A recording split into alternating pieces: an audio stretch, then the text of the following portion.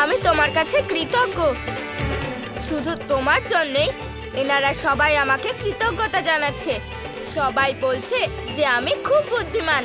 দাদা, আমি আপনাকে বলেছিলাম না যে সমস্ত গোকুল আপনার প্রশংসা করবে। দাদা, আপনি বললে আপনার কথা সবাইকে বলে দিই। গোপাল, এরকম করো না। তুমি আমার ছোট ভাই, তাই না? এই প্রথমবার আমি এত সুনাম শুনছি আমার। ঠিক আছে দাদা, আপনি যা বলবেন। এবার প্রধান মশাই আমাকেও এসে বলবে। ও আসার আগে আমাকে দৌড়ে পালাতে হবে। আমি এক্ষুনি ওই মেয়েটাকে মজা দেখাচ্ছি। দাদা, আমায় নিচে নামিয়ে দাও।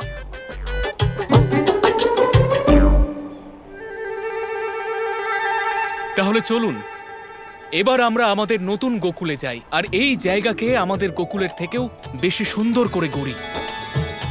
আসুন, আজ আমরা এই নতুন জায়গায় নিজেদের জীবনের নতুন অধ্যায় শুরু করি। আরাধ্য গোকুলবাসীদের জ্ঞানের মাহাত্ম্য বুঝিয়ে দিয়েছেন, আর জ্ঞানের মাধ্যমেই দেবী সরস্বতীর দর্শনও করিয়েছেন। আর তার সাথে সুন্দর ও চিত্তাকর্ষক বৃন্দাবনও নির্মিত হয়েছে। হ্যাঁ মহাদেব, এইসব আমার ভ্রাতা গোপালের লীলা। ঠিক বলেছ গৌরী। এখন আমি আপনাকে এইটুকু বলতে পারি যে এই বৃন্দাবনে মহাদেব আপনাকে বিশেষ কিছু উপহার দেবেন, যার ফলে আপনি আশ্চর্য হয়ে যাবেন। মহাদেব, যখন আমার ভ্রাতা গোপাল কংসের উপর আক্রমণ করতে নিষেধ করলেন, তখন উনি আমাকে বলেছিলেন যে এই বৃন্দাবনে আমি বিশেষ কিছু পাবো।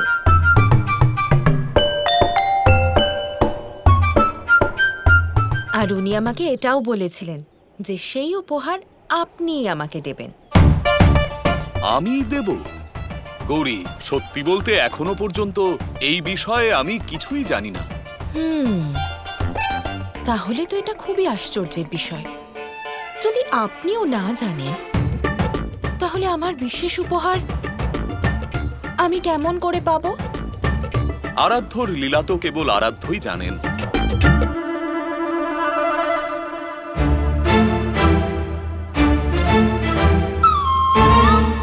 এই মেয়ে, কোথায় পালাচ্ছ? পালাচ্ছি না তো, আমি তো ঘুরছি। অজুহাত দিও না, আমি জিতে গেছি। এবার তুমি সবার সামনে হার স্বীকার করে নাও। কি করে জিতলে? মা সরস্বতী তো বসন্ত পঞ্চমীর দিন দর্শনই দেননি। এত কিছু বড় বড় কথা বলে তুমি ওই গ্রামবাসীদের বোকা বানাতে পারো, আমাকে নয়। এই মেয়েকে বোঝানো মোটেই সহজ নয়।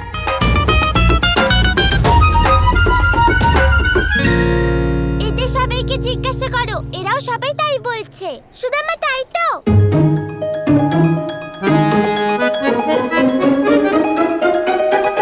না বৃন্দা, আমি তোমাকে আর ভয় পাবো না। আমার মনে হয় দাদাই জিতে গেছে। বৃন্দা, তোমার কি মনে হয় তুমি সবসময় যা বলবে আমরা কি তাই করব? কখনোই নয়। তার মানে এটাই যে দাদা জিতে গেছে। হ্যাঁ, বৃন্দা হেরে গেছে। এবার দাদাই সব থেকে ভালো ভোজন করার সুযোগ পাবে। হ্যাঁ হ্যাঁ হ্যাঁ, এখন থেকে আমি সবকিছু খাবো। বেসনের লাড্ডু, জিলিপি,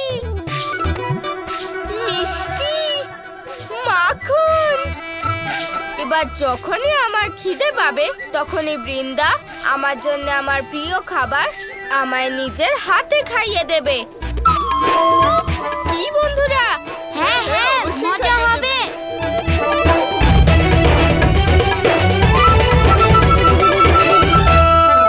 দাদা, আমিও খাবো। কি দাদা, নিজের জয়ের উপহার আমার সাথে ভাগ করবেন না? হ্যাঁ গোপাল, নিশ্চয়ই। আরেকটা কথা, বৃন্দা আমার সাথে গোপালকেও নিজের হাতে খাইয়ে দেবে। কেন? গোপাল তো কিছুই করেনি। ও আমার ছোট ভাই, ও যদি কোনো কাজ নাও করে তাতে কি? আচ্ছা দাদা, আমি যোগদান করিনি। আরে না গোপাল, আমি তো মজা করছিলাম। ঠিক আছে, আমি রাজি আছি।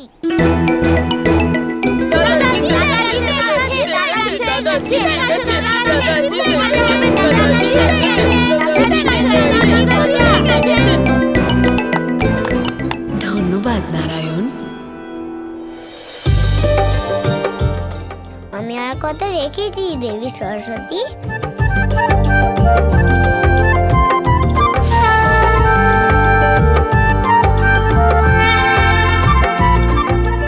হ্যাঁ নারায়ণ, আমি আপনার এই লীলা দেখে ধন্য হয়ে গেছি। এবার আমার বিশ্বাস যে আমার ভক্তরা জ্ঞানের পথে অনুসরণ করবে আর প্রত্যেক বছর আমার পুজো প্রসন্নতার সাথেই করবে। আপনার বাল্যলীলার এই সমস্ত কাহিনী সবাইকে জ্ঞান প্রদান করবে আর সবাই সারা জীবন মনে রাখবে।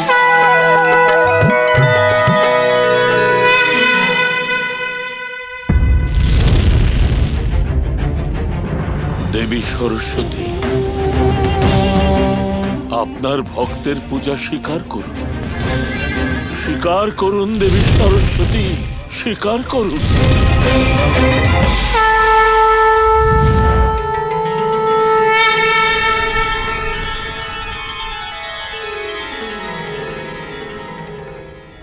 তোমার পুজো সফল হয়েছে শুক্রাচার্য। তুমি অসুর গুরু হওয়া সত্ত্বেও যখন তুমি পুজোয় বসো তখন তোমার হৃদয় ভক্তি আর শুদ্ধতায় ভরে ওঠে। আর ভক্তির শক্তির থেকে কোনো বড় শক্তি হয় না। বলো, তুমি কি বর চাও? দেবী সরস্বতীর কাছে জ্ঞান ছাড়া অন্য কিছু চাইলে সেটা মূর্খামি হবে, কিন্তু আপনার এই ভক্ত এই মূর্খামি করবে না। আজকের এই শুভ দিনে আমি শুক্রাচার্য বিশ্বব্রহ্মাণ্ডের প্রতিটি বস্তু এবং ব্যক্তির বিষয়ে জ্ঞানার্জন করতে চাই। আর সেই জ্ঞান আমার বন্ধু সম্পর্কেই হোক কিংবা শত্রুর।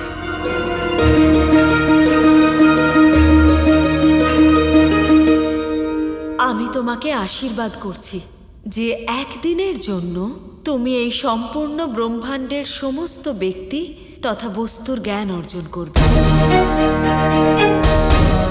কিন্তু মনে রেখো, শুধুমাত্র একদিনের জন্য। তথাস্তু।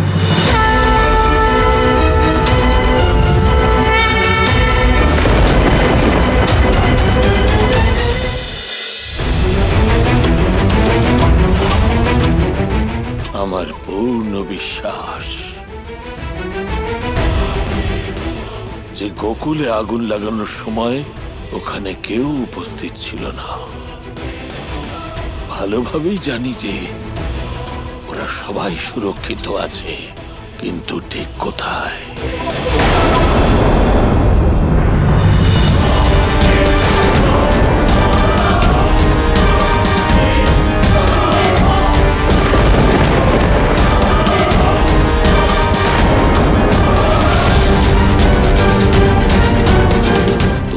সবাই ওখানে আছে।